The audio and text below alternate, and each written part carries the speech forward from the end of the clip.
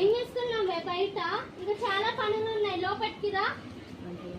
వంట చేయవా? ఆకలి అవుతుందంట పాపకి. అత్తమ్మ మీ అమ్మ ఏం పనులు నేర్పలేదా నీకు? ఇలా చేస్తున్నా కదా అత్తమ్మ, ఎందుకు తిడుతున్నారు? చేస్తున్నట్టే ఉంది. వెళ్ళి పని లేపు, ఆఫీస్ కి టైం అవుతుంది. సరే.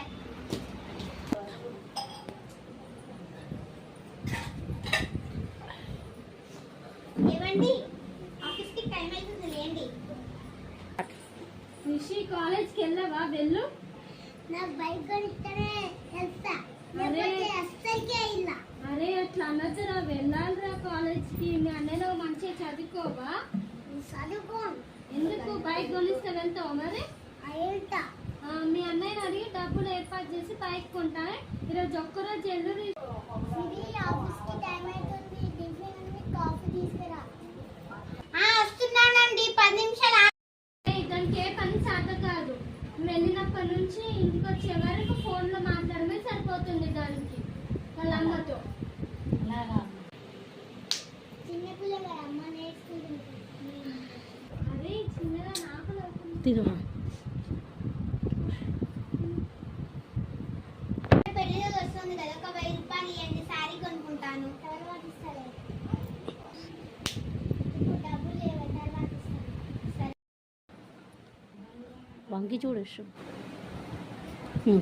కొంచెం ఇంటర్ మేము మాట్లాడుకుంటున్నాం కదా, అంత తొంగి తొంగి ఎందుకు చేస్తాను? లోపలికి వెళ్ళు. బాధగా పెట్టుకిట్రా. అరే చిన్నోడు బైక్ కొనుక్కుంటా అంటుండ్రా. బైక్ కొనిపోతే కాలేజ్ కి వెళ్ళా అంటాను. మరి ఏం చేస్తారు? సరే. అరే చిన్నోడు, నీకు ఒక సర్ప్రైజ్ ఉంది ఇప్పుడు. ఏంటమ్మా? నాకు ఇస్తాడు. రండి.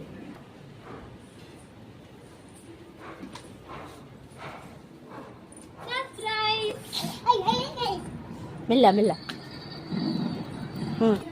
లక్ష్మణ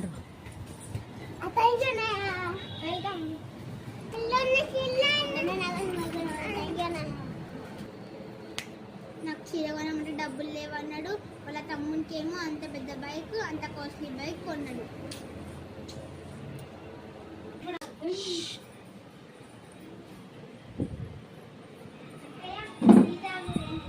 చూడు చూడు చూడు.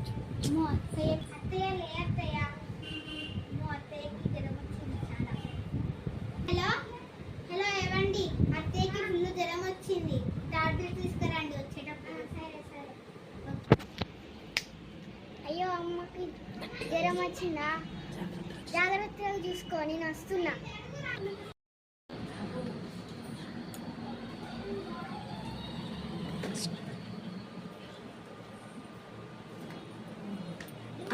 అక్క నేను టాబ్లెట్ తీసుకున్నా. ఓకే అత్తమ్మ, అత్తమ్మ ఏమన్నా టాబ్లెట్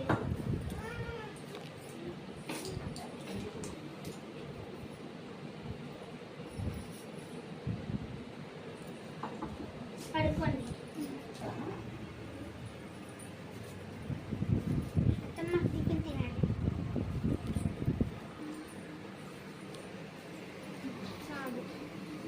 అమ్మ, వదిలి కోపడదమ్మా.